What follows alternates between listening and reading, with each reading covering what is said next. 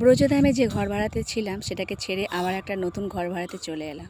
রাধে রাধে বন্ধুরা, কেমন আছো সবাই? আশা করি সবাই ভালো আছো, সুস্থ আছো। সকালবেলা থেকে আজকে ব্লগটা শুরু করছি। প্রথম থেকে শেষ পর্যন্ত তোমরা দেখতে থাকো, আশা করি তোমাদের ভালো লাগবে। এই যে সকালবেলা টিফিন খাচ্ছি এখন। অন্ন, উচ্ছে ভাজা, ঘি, উচ্ছে আর আলু একসাথে ভাজা, ডাল আর তার সাথে আলুর চিপস। তো এই দিয়ে অন্ন প্রসাদ সেবা হচ্ছে। হওয়ার পর এখন দেখো ঘর অগোছালো হয়ে আছে, কেননা আমরা যে ঘর ভাড়াতে ছিলাম সেই ঘরটা ছেড়ে দিয়ে আবার একটা নতুন ঘরে এসেছি। তো যে ঘরেতে আছি এই মাতাজি আমাদের রান্নাবান্না করে পাঠিয়ে দিয়েছে, কেননা ঘর দোর গোছাতে এখন সময় লাগবে।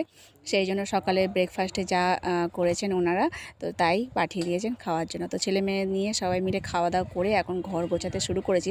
আর চলো তোমাদের একটু ঘরটাকে দেখি দিই। ঘরটা সবে নতুনই করেছে। আর এই যে এটা রান্নাঘরটা এখনও রান্না করা যাবে না, কারণ এখনও গ্যাস নেওয়া হয়নি।